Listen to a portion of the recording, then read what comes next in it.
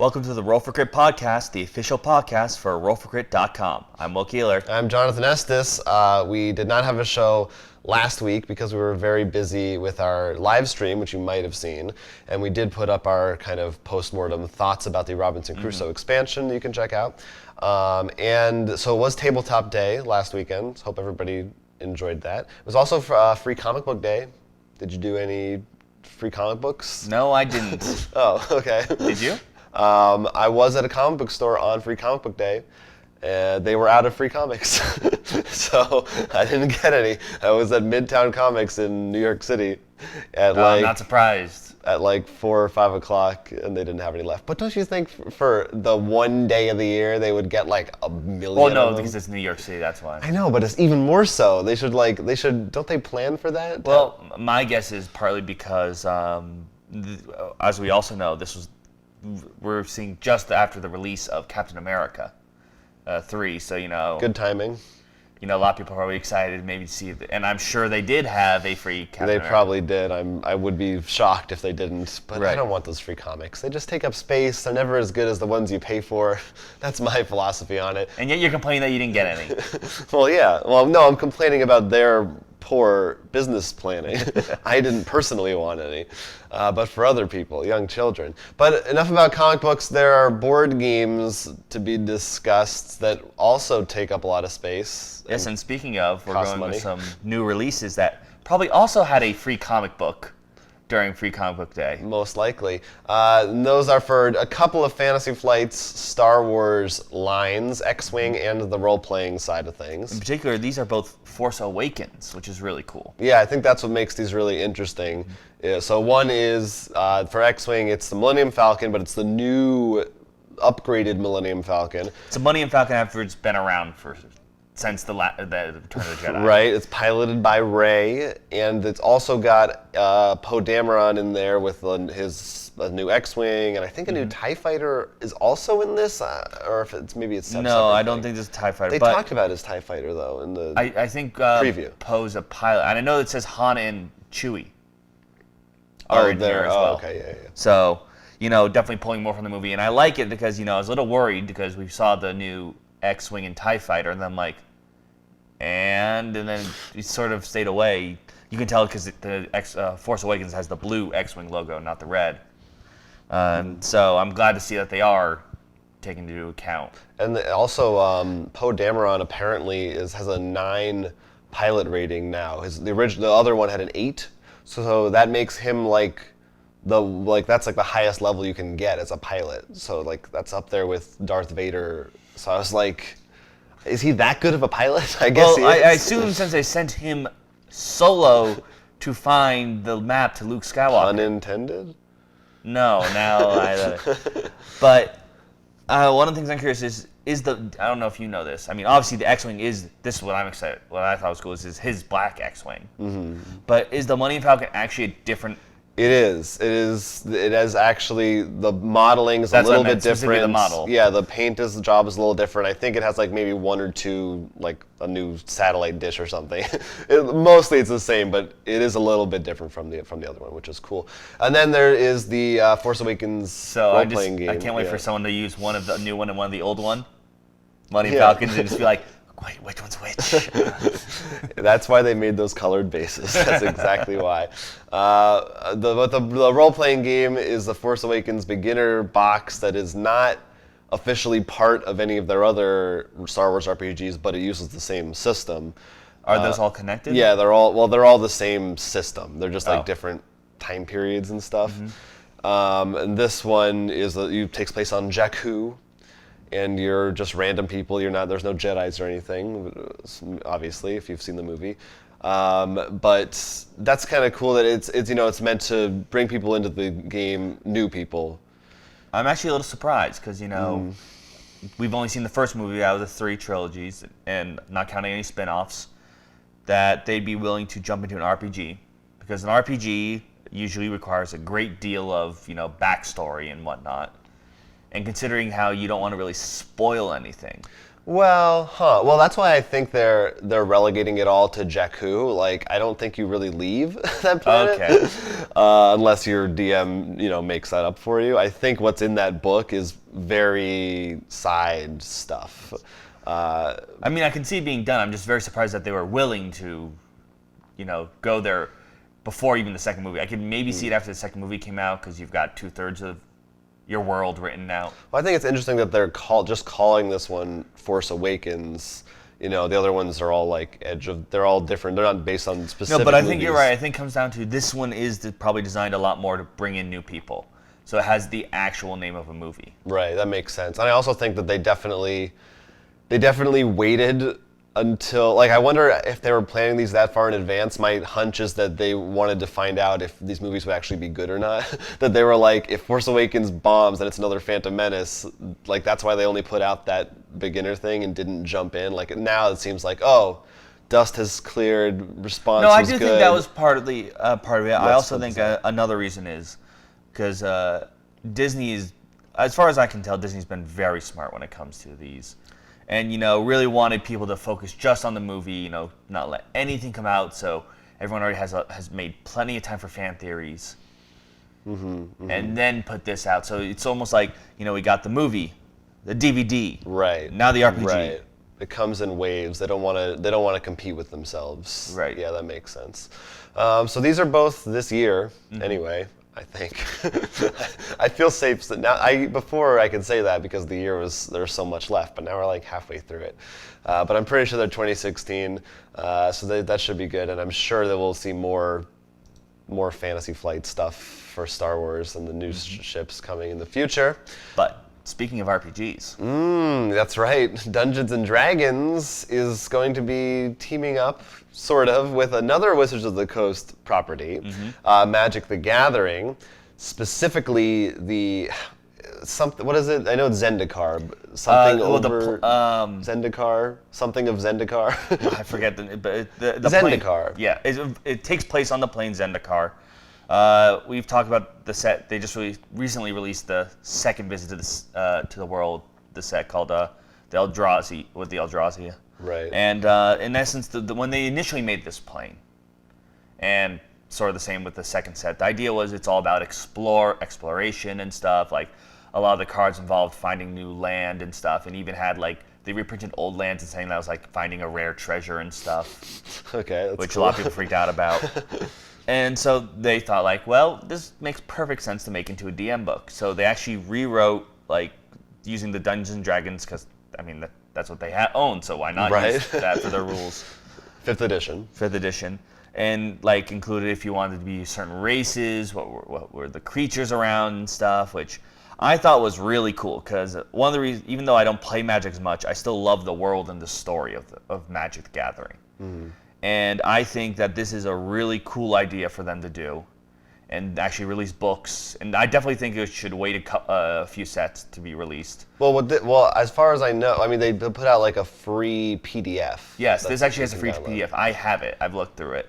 I've glanced at it. And they actually did a poll like, would you be interested in more books? Hardcover, and of course I said yes. Because, I can definitely tell there are a couple planes I would just buy just... For when we actually get into our own D&D campaign, just be like, use some of these for reference. Well, what would you think about them making their own, from the ground up, Magic RPG instead of piggybacking on D&D? It'd be interesting. I don't know if you really need to, because I feel like D&D is a good system. I don't think there's anything wrong with that. It definitely would be interesting, especially what I would expect from them, would be... The difference would be, I think, not as much in maybe the mechanics of dice rolling and things like that, but really the player setup.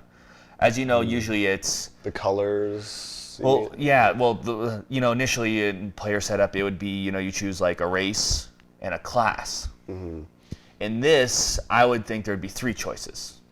You choose a race. But actually, first you choose a color. Maybe you can, if your DM lets you choose 2 colors or something. Or maybe you can find a way to spec later. Then you choose a race. Certain races can only exist in certain colors. Like technically, I think, for example, humans can be everywhere. But like cats, for example, only really appear in white and green and so on and so forth. Like if you're a zombie, you're not white. Okay. And next, I think, would actually not be choosing a race.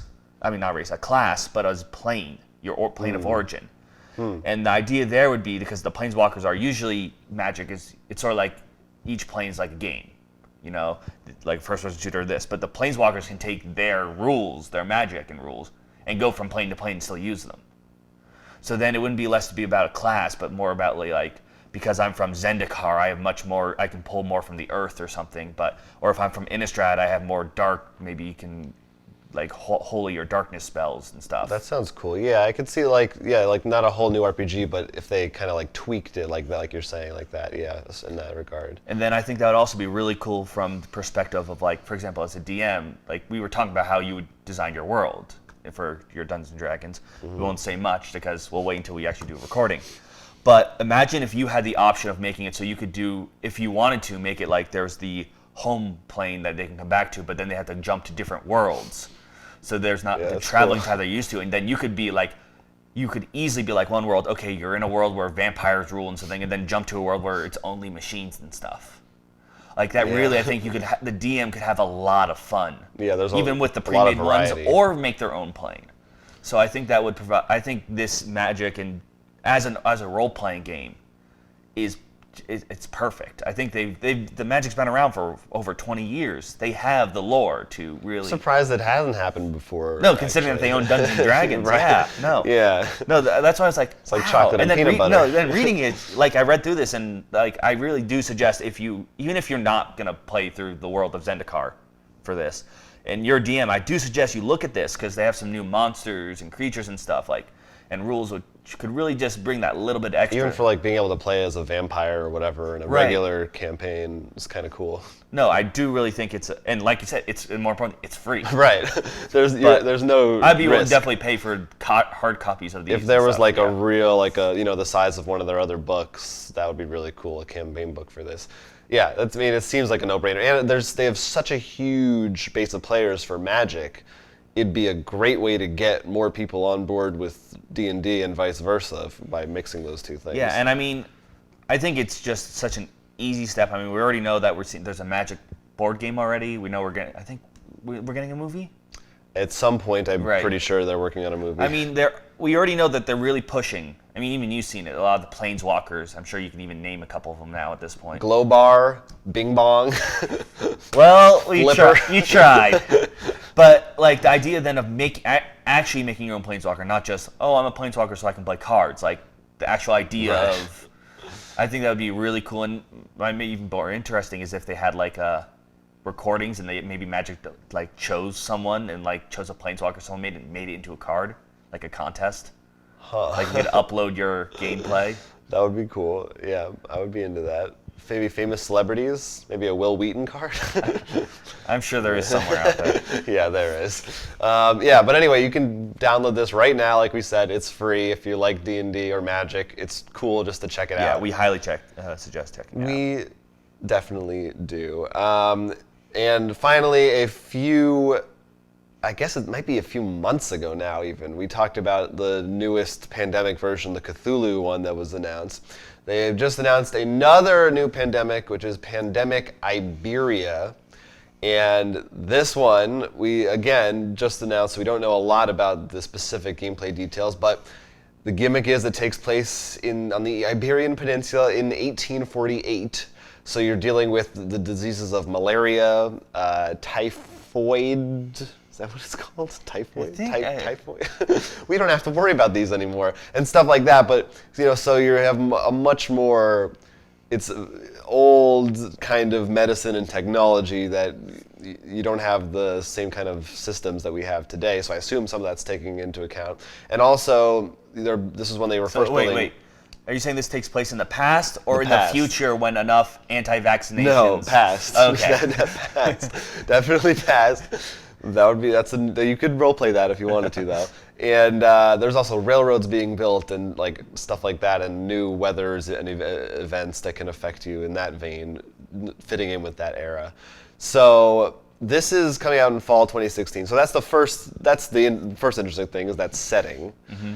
And the other interesting thing, I think, more interesting perhaps, because now it seems like new pandemic versions is not something that's going to be novel for very long, is When do you think we're gonna get Pandemic Junior?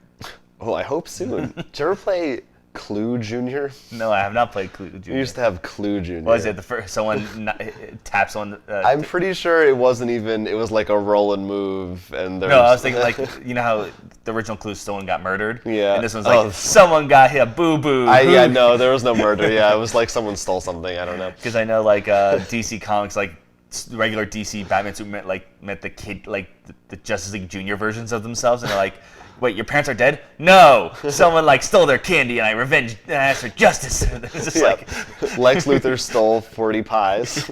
That's canon. And it was terrible.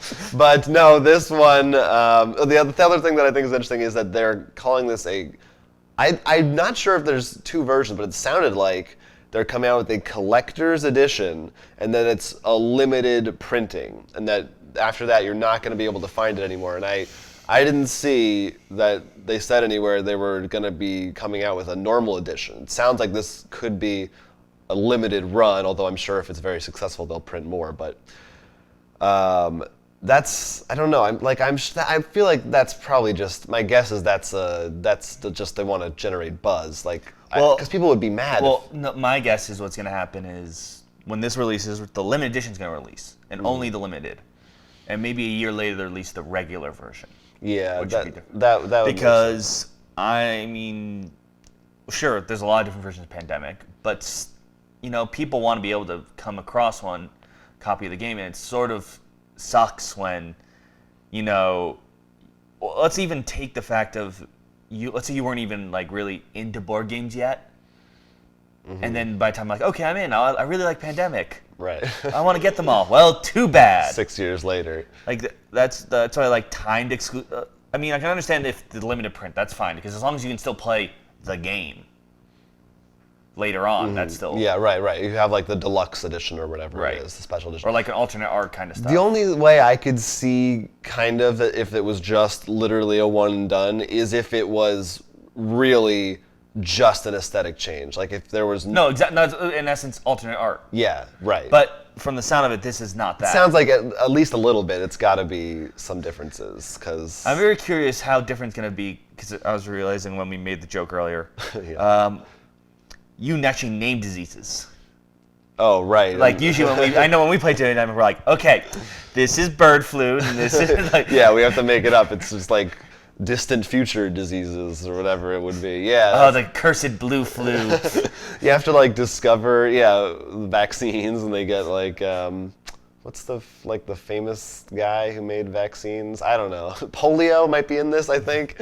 Yeah, you have find it almost sounds like more of a civilization kind of thing. No, and I think that actually would be a really good twist on it. Focus a lot more on the civilization building to the cure aspect than simply just actual. It's not like you got to go there and you have to research and actually discover cures and stuff. Well, no, maybe even think of the infrastructure of like you said, building train tracks. Like if I build a train track here, I might be able to get resources from here to quicker, but then disease might be able to travel there and stuff. So I think that, I mean, like we said, we don't know anything, but I think focusing more on the civilization aspect and a disease spreading could bring that new flair to Pandemic instead of just the simple Pandemic old version. And it sounds like they're, at least with that railroads, because they mentioned that a lot, they're going in that direction. Yes. I think, at least a little bit. So I think we're optimistic about this. Yeah, it's Pandemic. I'm sure we'll get to play it at Gen Con, but I believe it's they said fall, so it won't be released until the fall 2016 of this year, not of next year. So that's our fun news segments. But there's some good Kickstarters. Oh, yes, there are. 3 of them are yours, so I don't know anything about any of these games. So what's this one that I'm looking at? This one's called Outlive, and if you can't tell from the box art, it takes place in a post-apocalyptic sort of world. My favorite. But what I liked about it, and to me the reason why I wanted to, it is a Kickstarter Pickstarter for me, is what it does in the game is you have a group of survivors during the day that go out, gather resources. Okay. They each have different strengths, and should yours land on a space with someone else's and yours is stronger, you can raid them, steal their resources. But once you get your resources, the night phase comes, and this is what I like. You actually have to maintain your like your inner base, your fallout shelter, if you will. Okay. Like build up resource like areas that maybe give you more permanent water and stuff, and feed your people. So there's much more of resource management. It almost becomes like a sim. No, yeah, it reminded me a lot of the Fallout app that came out before Fallout 4, which I did enjoy. I mean, I think they did a good job considering it followed the free-to-play model, but didn't really guilt you too much, I felt, compared to others. But it, got to a point when it's really just simple worker placement. Some things were just... It wasn't meant to be like a real complicated thing. No, and I don't expect from that either. But with this, I like the idea of being able to do both out and in. Like in the game, you simply sent guys out and they randomly pick up stuff. To actually plan where you're going to gather and stuff and bring it back, and actually have to maintain that, I think sounds really cool. Plus having your own little board with little rooms and stuff. Oh, I like that. Yeah. Yeah. Okay, yeah, that sounds cool. It adds a little bit more of a new dimension to it, because... Yeah, and that's what attracted me to it. And it has two versions. It has, I believe, for $49 is the basic version, which you're actually showing behind us. There's a deluxe version, which goes for, I think, $80, in which pretty much every meeple, including like the tokens for like meat, water, wood, are all placed with miniatures. It's like over 200 miniatures or something. It's crazy. That's not, $80 isn't that bad. I mean, I'm maybe mixing it up with some of the other ones, so double check. Okay. Double check before you. I think you're right from when I glanced at it. I know 48 is for the base. So if whatever you're up for, I mean, if you just want the base game, I definitely suggest taking a look at this. If you really like miniatures, then take a look at the miniatures one. But overall, I think it is a game that's, I mean, considering post-apocalyptic is, I'd say, something that is... It's starting to be overdone, for sure. No. I think it's something that's why it made the list. I thought it did something unique enough. The ones that stand out. There was another one I saw called the Salt Lands that looked kind of cool. I don't recall that. I'm not talking about it today. You sound like you're lying. No, I really don't remember it. I'm sorry. But it looks, that one looked cool too. We don't have I'll check it out after this. Yes. I don't know how unique it was in regards to any of these things. Then you've got this one, which is, again, going from the future to the distant past. Right. In this game, you're pretty much like vying for power in Rome. And what's cool is sort of like it's a worker placement game, but the thing is, your workers are actually labeled. So like 1, 2, 3, 4, 5, and depending on where you place them, like certain activities have like 5 spots, and one of them, like only one worker 1 can go here, only workers 1 through 2 can go here, only a worker that has the numbers 1, 2, or 3, so on and so forth. Okay. And depending on where you place them, you might not get all of them back. So there's a lot more than just simply placing your workers to get something. Okay, and you're basically like building. Yeah, there's different points. Rome or whatever. Or well, more like you're building your power in Rome. Like, like you might have to convince the council. You might get things more armor to like get more victory points. You gather resources, commission thing. Like it's a lot. There's a lot to do. Okay. And I love the way the game actually looks too. I mean, I like the round board. Yeah. That's pretty neat. There aren't a lot of games with round boards. Well, because it's hard to fit in a box, I feel. Yeah, I guess. Well, but I thought it looked like one of these games, if you really like worker placement, I think this is something to take a look at. Like, it's not, like I said, the worker placement system is actually different. A little more risk involved. Right. There's a lot more options. I mean, you can watch the video. There's like, that board has like 50 options you can place your workers on for things. And like keep track of, and I just thought it looked like a really interesting, fun worker placement. We usually like those, Roman or Greek themed old style games. It's one of those things that board game people Euros. like. Yeah. I assume it just has to do with sort of like Roman Greek is almost like one of the main starts of European mythology and culture. So there's an interesting research paper in there somewhere. I'd like to hear more about that from people who actually do research and aren't us. That's my theory. That's 5-second theory. I like it. That's Ave Roma. It goes for $57 for the base right now on Kickstarter. Next one, again, jumping back and forth through time. This game is called Space Race. And it's all about not actually being in space, but the actual sort of Cold War era. Yeah. I like that. Yeah, like you want to get to space first, and it's a card game. Actually, has a lot of cards, but it's kind of a smallish box. Goes for $33. And the thing that really stood out to me about it, that unfortunately, well, you can kind of see it from this picture, you'll see it in the video we're playing, is the artwork is this very cool kind of retro, painted kind of looking, but I don't know how to explain it, but it looks like a retro kind of aesthetic of it, and it has actual stuff from real life. Like how you would expect artwork to look in the past, like when the Space Race initially like was, you'd see like a how poster, they saw the future, like 50s, right. like go to the moon and stuff like that. Sort of like how their ideal future was. Yeah, but it's got real. You have cards with like JFK on it and Stephen Hawking and like real stuff. I think it'd be, I don't know how the game works, but yeah, it would be funny in terms of you want to set difficulty or time. Like I don't know how the game ends, but actually make it like your goal is to make it to the moon, your goal is to make it to Mars. You're like the distance is the literal. That would be interesting. Yeah, essentially it's basically you cards have different abilities and depending on which kind of like other cards you have, it triggers different rows of abilities, sort of like a deck Star Realms kind of thing a little bit. But it's not a deck building game. But anyway, it's Space Race. You can go look at it. I did a bad job of explaining it, but it looks fun. I think all of the games we're talking about today, or most of them, have already been funded, so they're pretty cool. I feel like we might have actually seen this game at when we were at I don't recognize it, like but at Gen Con, like people were playing it. I don't know. I could be thinking of something else. Anyway, final one. This is another one that I need to ask you what's separating this one from the pack, because there's a lot of these. What I like about this one, first of all, is it's not just, hey, look, we have Obama and Trump and, joking about the current political situation. Like, this one actually plays a lot more on the actual system, not the people in it, the actual people. The way it works is each of you are vying for candidates and stuff, and you actually get a card, and you'll say, like, which I like, it gives you a pro. Like, if you're the wealthy person, you'll do well in the Northeast, or extra this, but then a con, because if you think about it, everyone has a plus and minus. Right.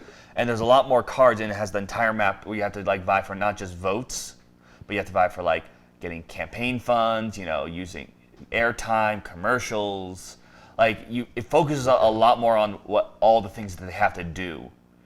So for me, what makes this stand out is I feel like it focuses a lot on everything that happens in the political world, not just, hey, this is a crazy election year, let's come up with a lot of... Right. Which is what I actually would want from a game like this, Something that makes you and you have to think of all right, we got some commercials that should help us in the Southwest. However, we got to increase our voting in this area. Let's get some campaign funds from Oregon, but that means we have to support this agreement. I feel there's a lot more you could... It is funny how well it seems to elections lend themselves to board games.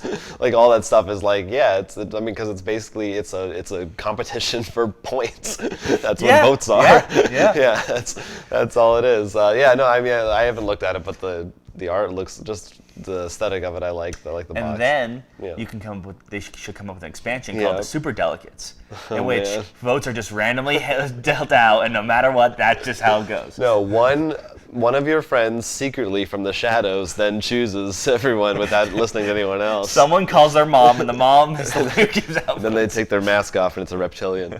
Anyway, Illuminati. So. And if you haven't guessed, judging by behind us, it goes for $49. Oh, I was gonna look at my phone, but I didn't have to. That's right. Campaign trail, $49.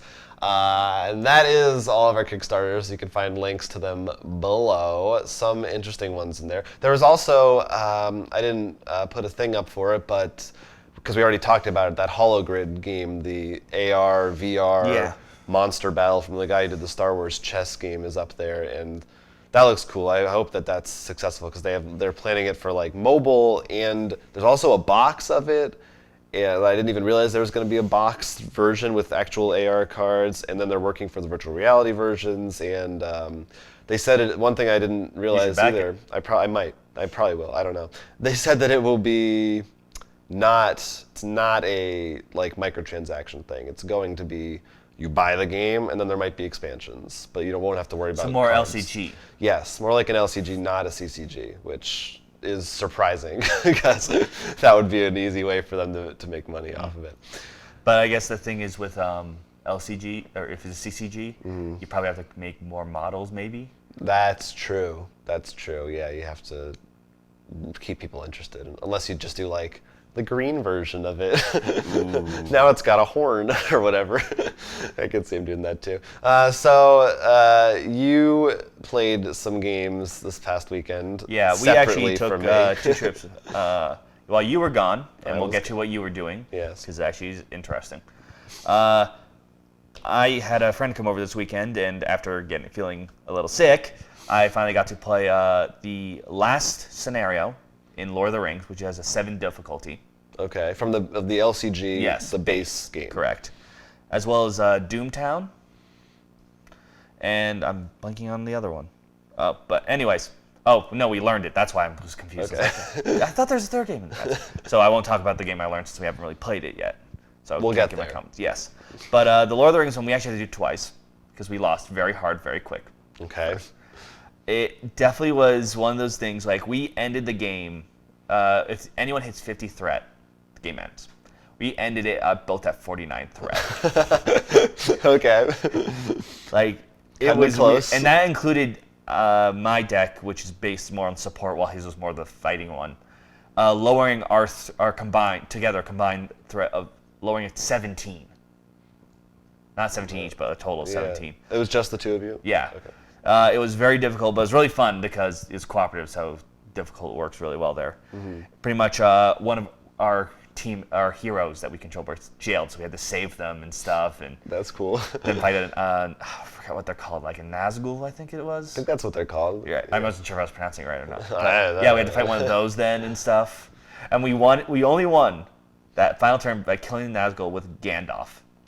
That's how you do it. Yeah, no, well, yes, because my friend's like, a human can't kill one, but he's not human, so I think we're good.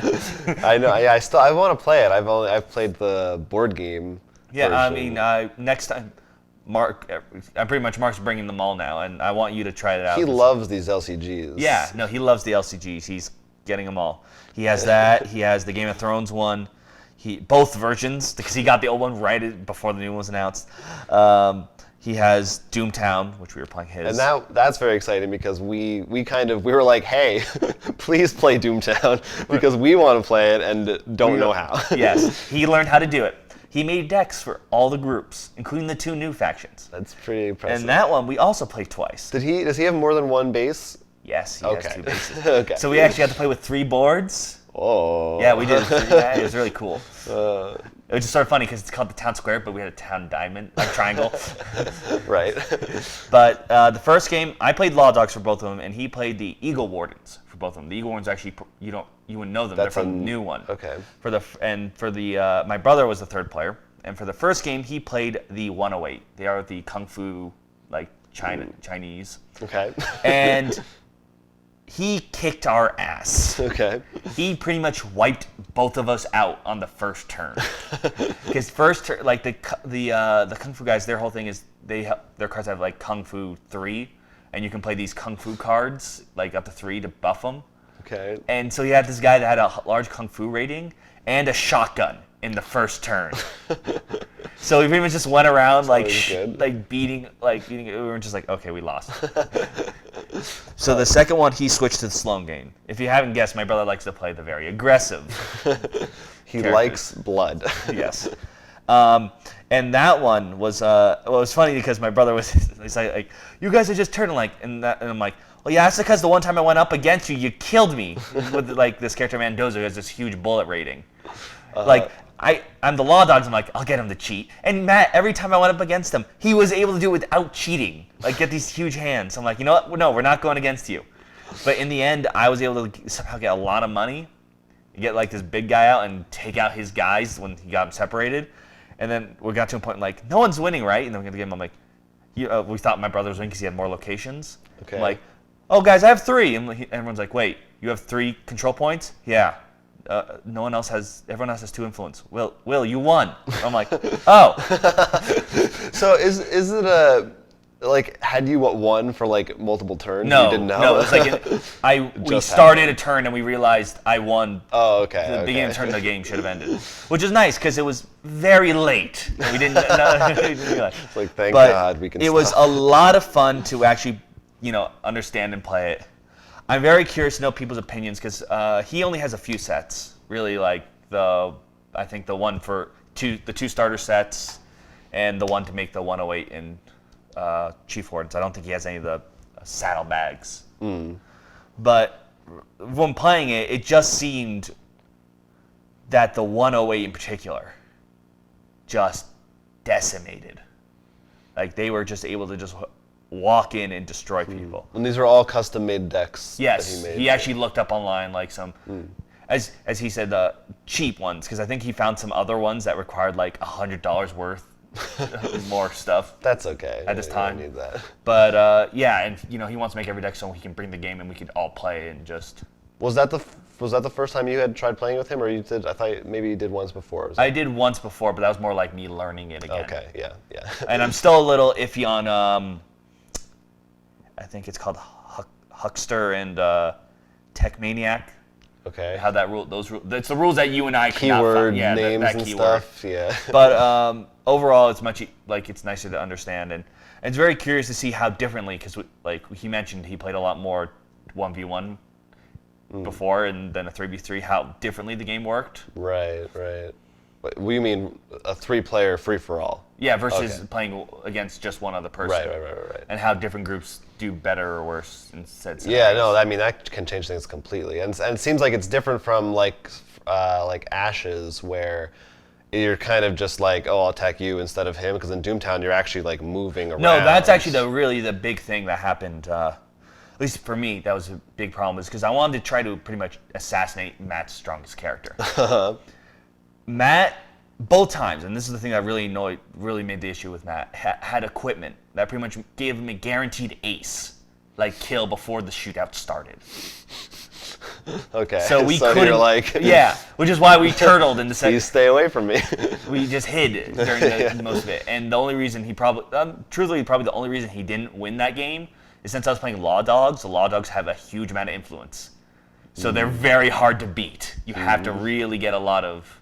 I think I remembered that because you played them the other times. I happen when to we like didn't really the Law know what we were Dogs. doing. I like being able to make people hurt for cheating. I really do like that. I won't lie. You should be a cop.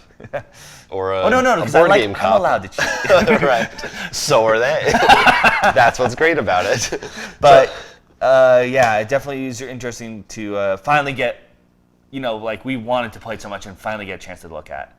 I do really want to, because the one LCG he doesn't have that I have is Netrunner? Yeah, that he hasn't played. I want to see his opinion on that.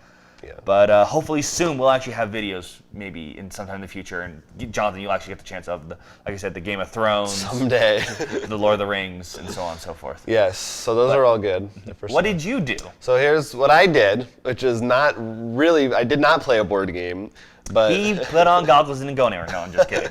we're gonna talk about it because there are at least 2 or 3 that I know of board games that are being released in the future. Well, there's the new series, isn't it? Like there's a werewolf one, and then there's the new right, and then cat. They announce one that's like in a manor or something.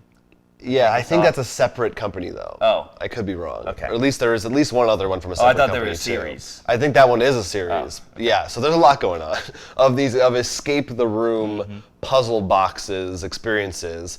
This was the first time I went to a real one in real life, a real one, one that you actually have to go He's to. been to fake ones in an alley where it's just a cardboard box. I mean, yeah, they all are basically that. But with a group of people in New York City, you pay money, you go into a room, and you have to solve puzzles to basically find a key to get out.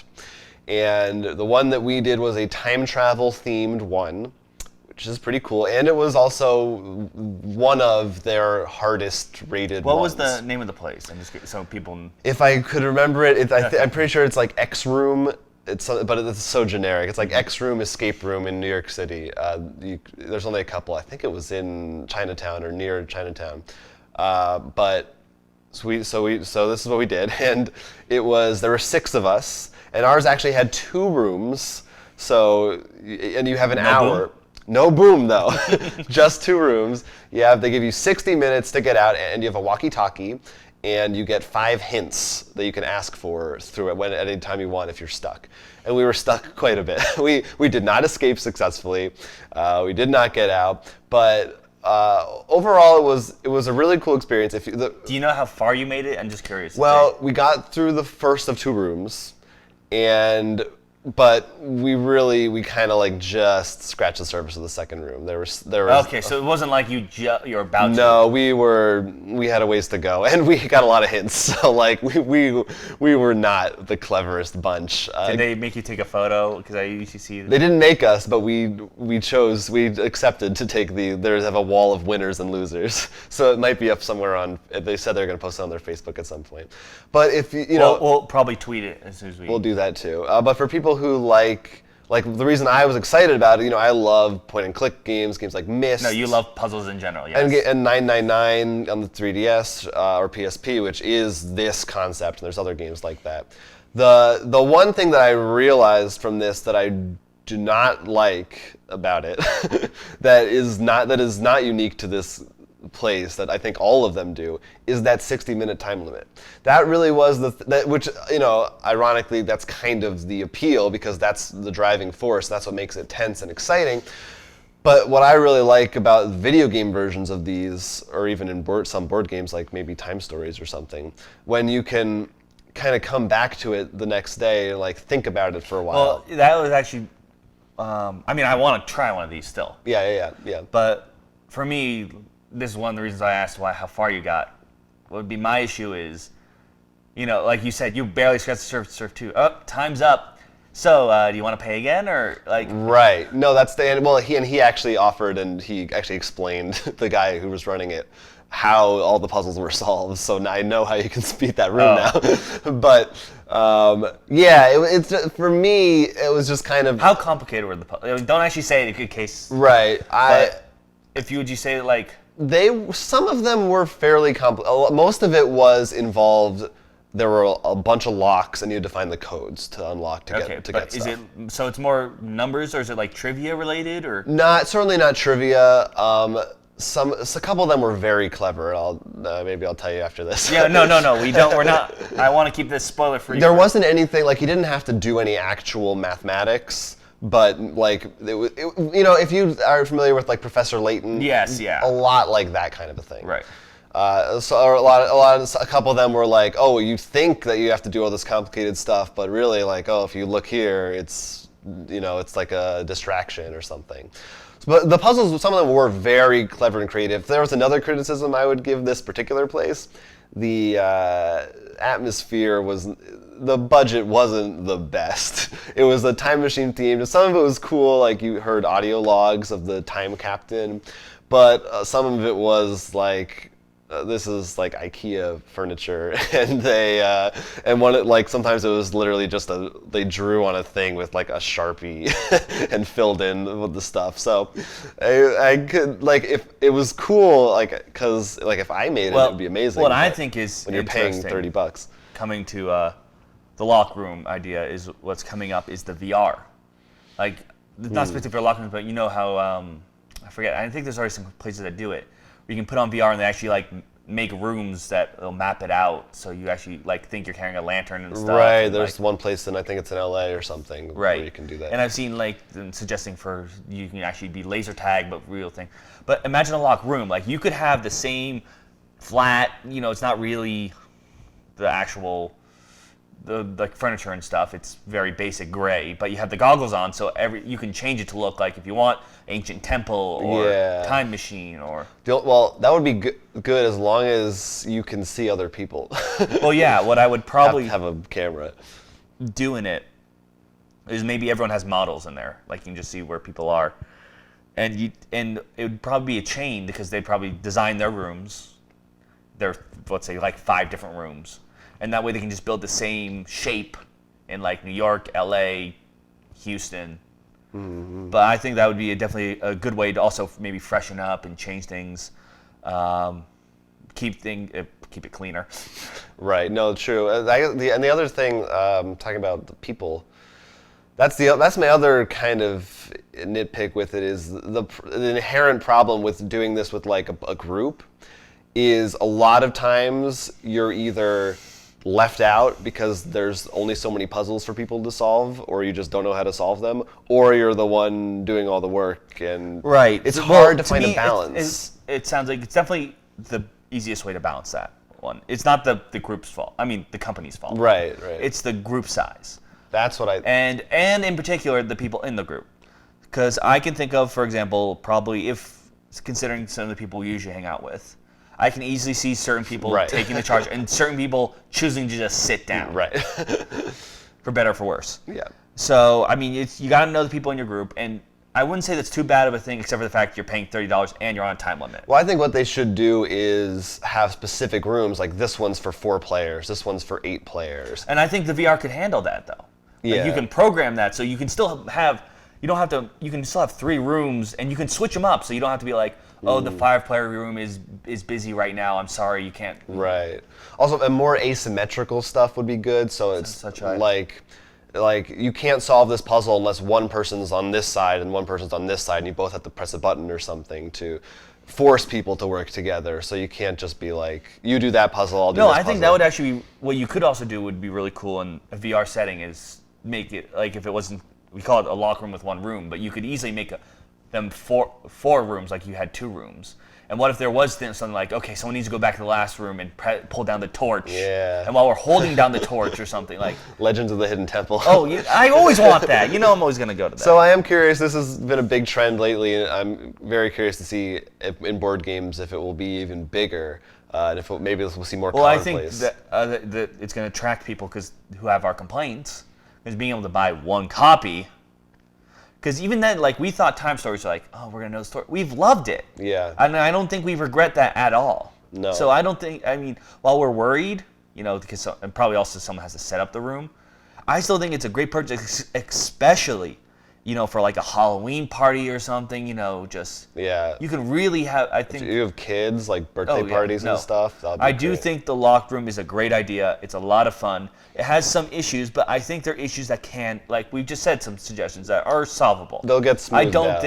I don't think they're things that are. The concept itself is just too cool. It's too cool, and I think it's strong enough to beat them.